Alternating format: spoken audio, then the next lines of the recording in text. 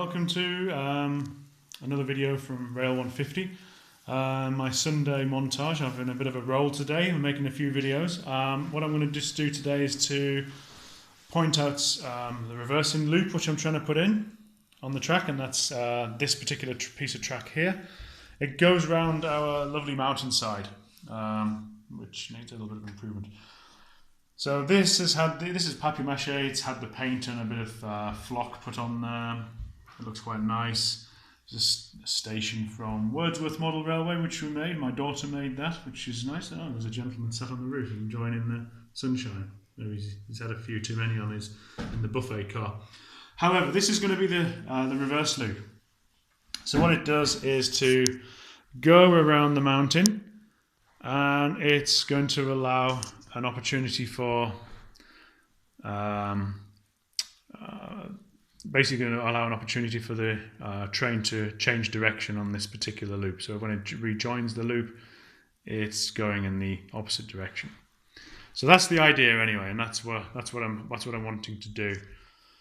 There needs to be some extra points put in to facilitate that, so it has to have a leaving point as well, so when it comes off. So that's still to be done. So the reverse loop is basically had to use second radius curves. This is going to show us two things here, actually. Let's say two things. One of them is the need to be very careful with distances and clearances. Second radius curves have the tendency to make the train, the coaches on the train, certainly go at a very steep angle. The two coaches there are third radius, and the one on the inside is on a second radius curve. So what we have to do is position the track a little bit closer in. Now what this does is to show the beauty of papier-mâché. What I've had to do here, and I need to take it down further, is that there's a cliff here which I've had to take away. Now this was plaster bandage, it might be a little bit more difficult. Now with papier-mâché, remember it is just paper and flour.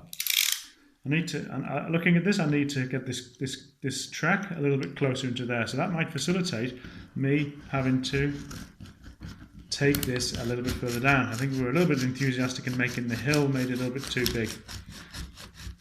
Now my daughter, who helped make this, is probably devastated right now, seeing her hard work getting cut up like this. But she'll be fine once it's repaired. Now I can repair it with some more paper and paint that, so I can bond the paper in. Let's just pull this out.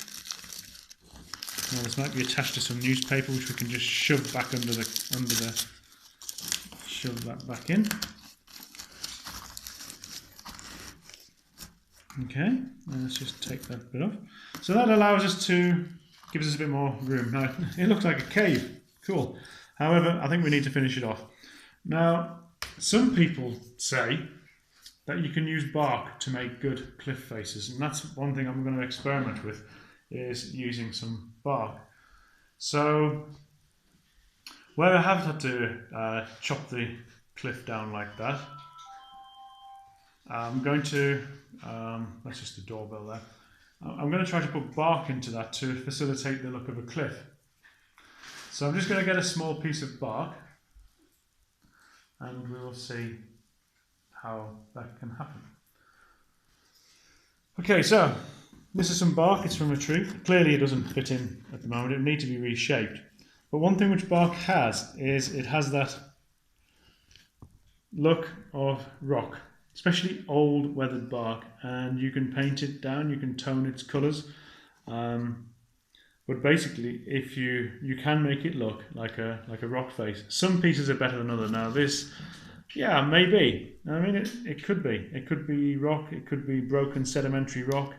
And again, this is similar to the look of rock which I have in the area where I'm actually sort of trying to model. Something like that would not look too unlike a cliff face, especially going in to this particular mountainside. And then you use the papier-mâché to blend it back in. So that's what we're probably going to do in that area. We have another piece here. Again, you would flatten this off, cut this particular section off, and then that would facilitate it to go flat on the track. But that could also be used and blended in to look a little bit like a rock face. So many exciting things.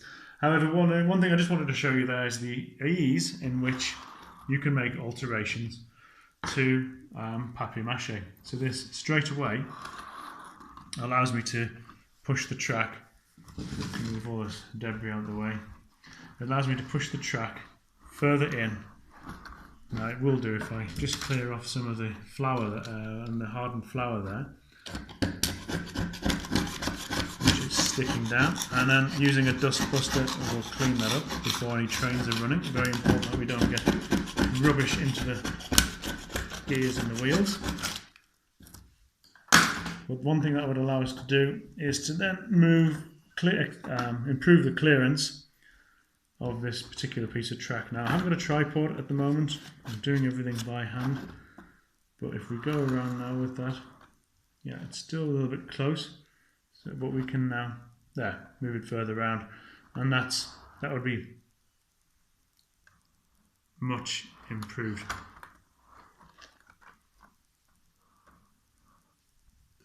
So if we look from above now, a lot of that bit of track has fallen off. If we take it to here, you can see the clearance is a lot better.